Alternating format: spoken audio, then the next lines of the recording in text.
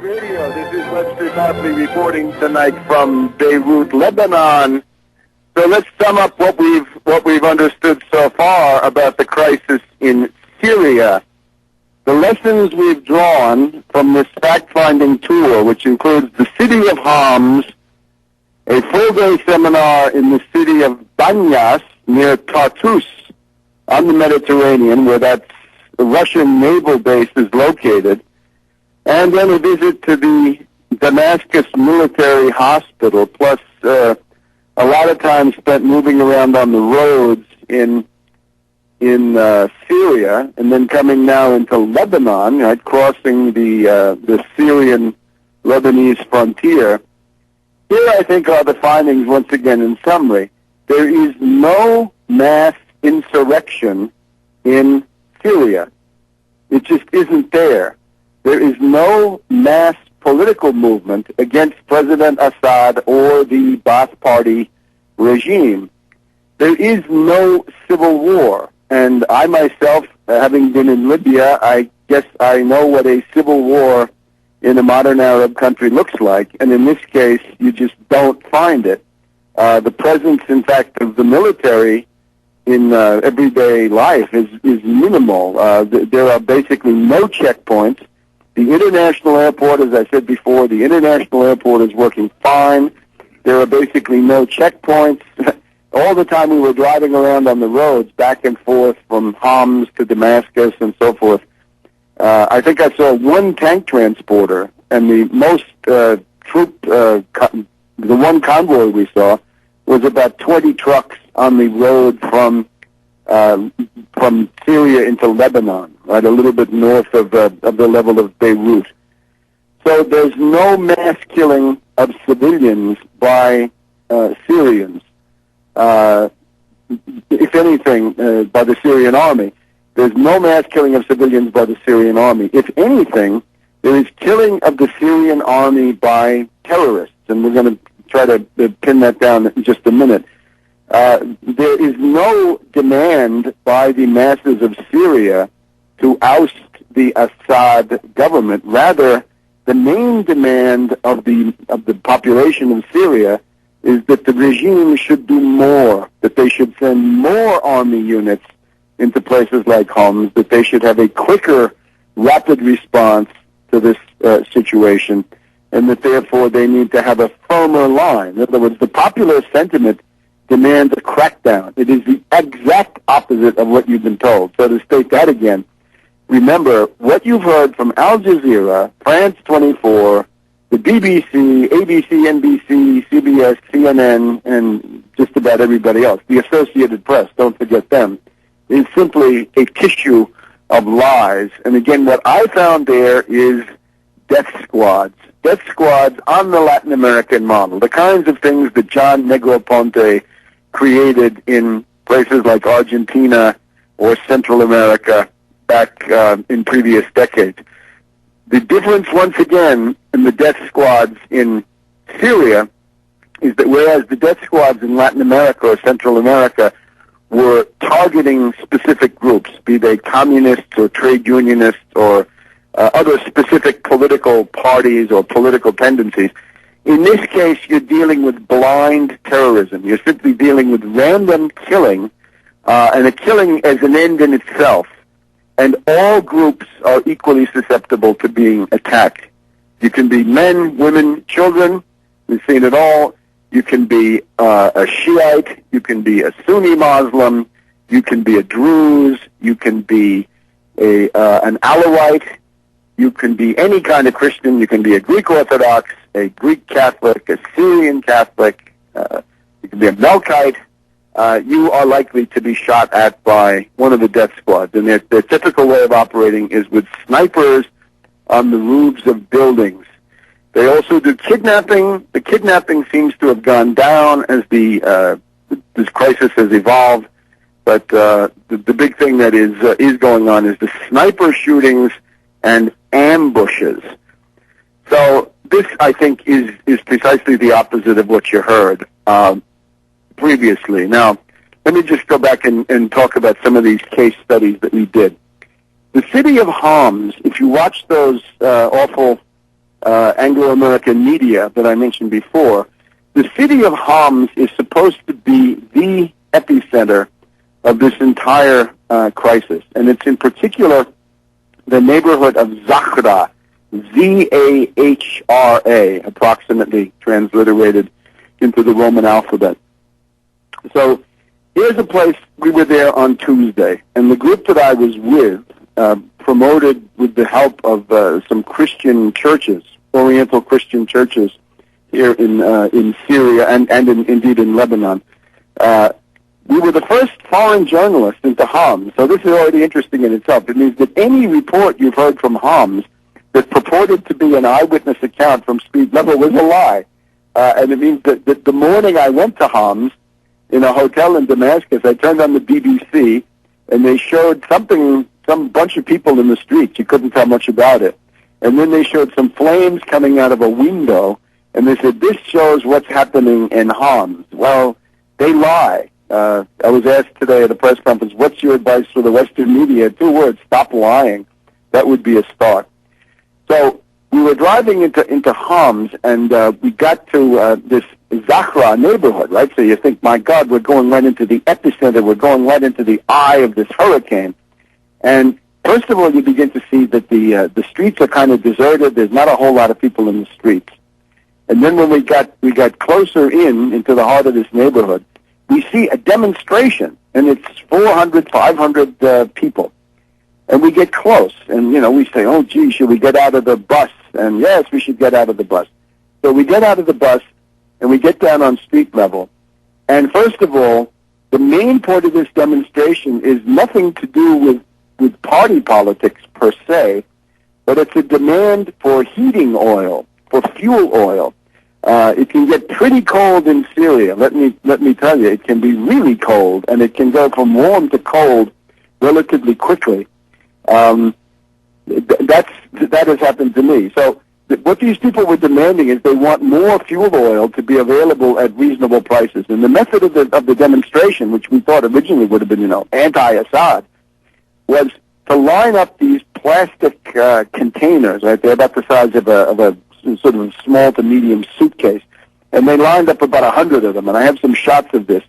So they got these containers that are supposed to contain fuel oil, and they lined them up. And they're protesting that the governor of the province has not done enough to make this stuff available. And then the question becomes, are these people pro-Assad or anti-Assad? And they're militantly, aggressively pro-Assad. And not only that, they have pictures of Assad, generally Bashar, but also the father, right, Hafez.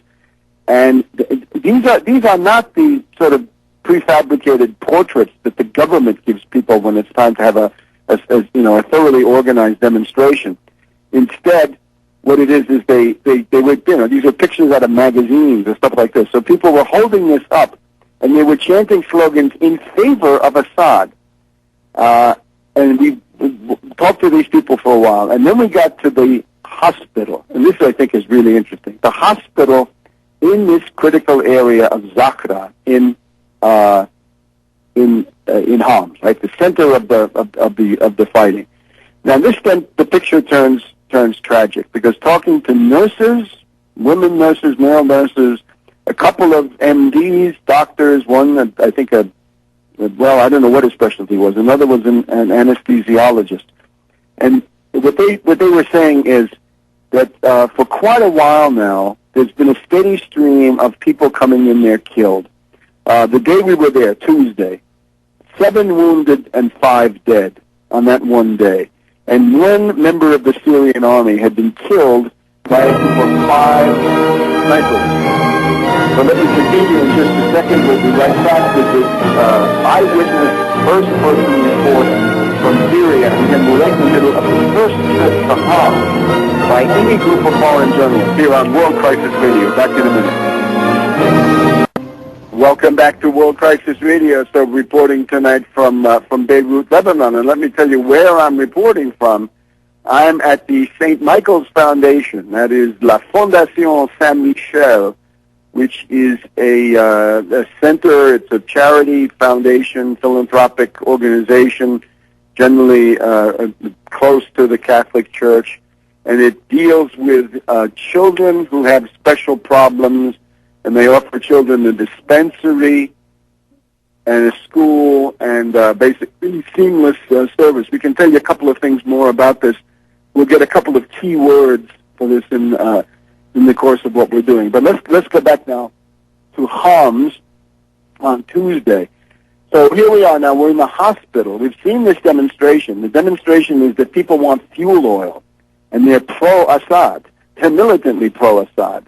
They're shouting slogans for Assad. They're showing Assad's picture. This is just reality. This is what I saw, and it's not what I expected to see. I really didn't think it would be quite this strong.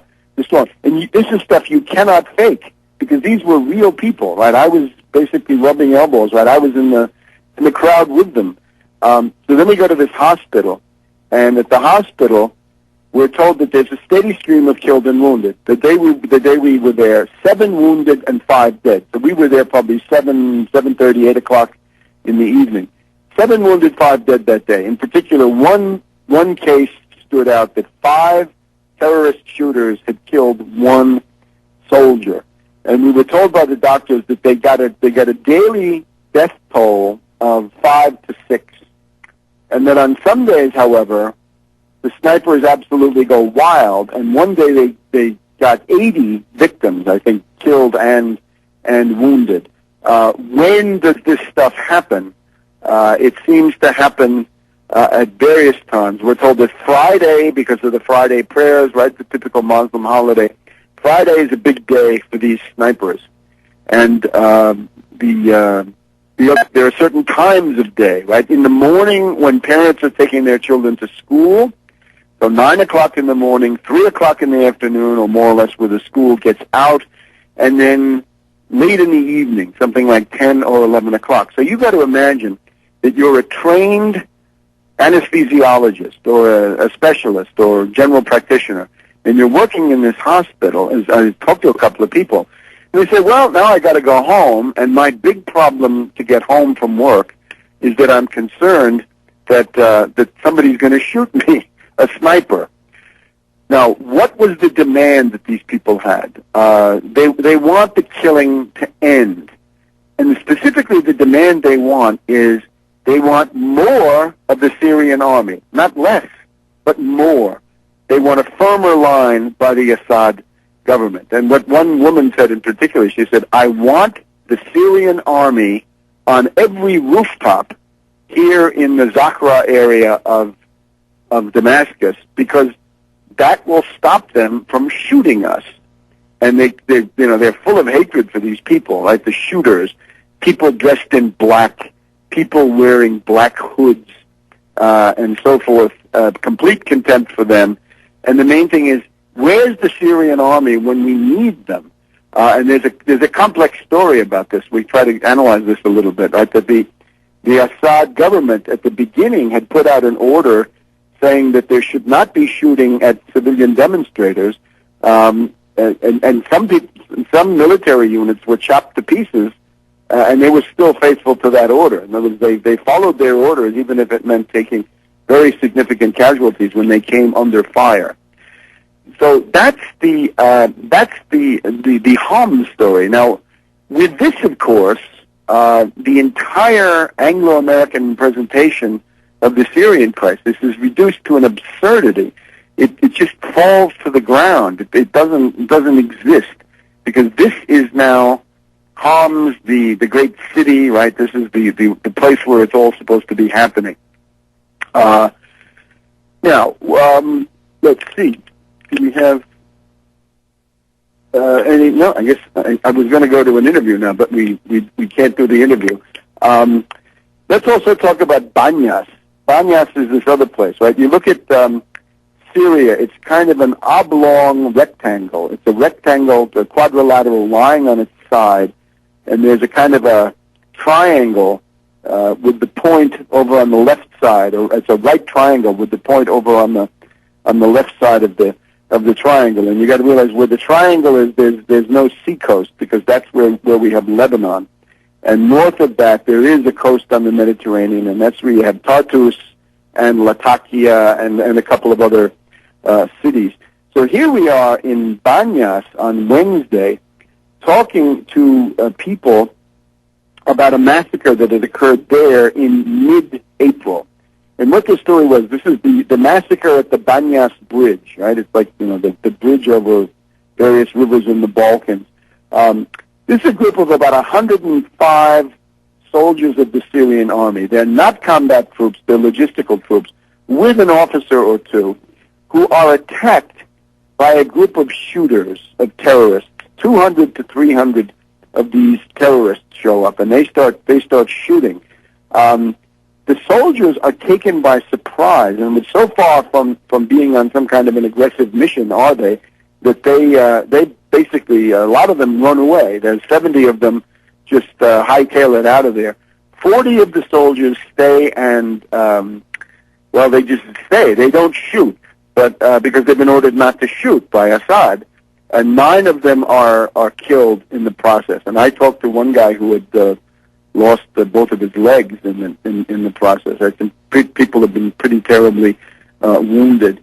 In this case, it's a group of soldiers who are moving out in some vehicles, and they're trying to get to a point where the terrorists have put trucks on the superhighway. Right, there's a bunch of 4-lane highways here in Syria across the border.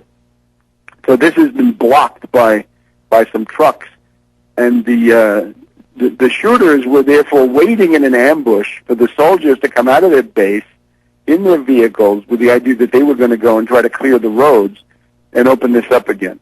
So it's a little bit north of Tartus. It's the river sort of at the northern edge of town, right by a mosque. So they say that there was pretty much unanimity among the people reporting that the minaret, right, the muezzin of the minaret, or the imam, or something like this, on Friday, a Friday in the middle of April, had put out, instead of the usual call to prayer, they had gone into a special emergency mode from 3 to 6 p.m. in the afternoon and put out a call to kill various people. And there's sort of conflicting accounts from the different eyewitnesses about this. And the imam of that mosque fled for at least a while. It's interesting that there was practically no riposte by the Syrian army. I think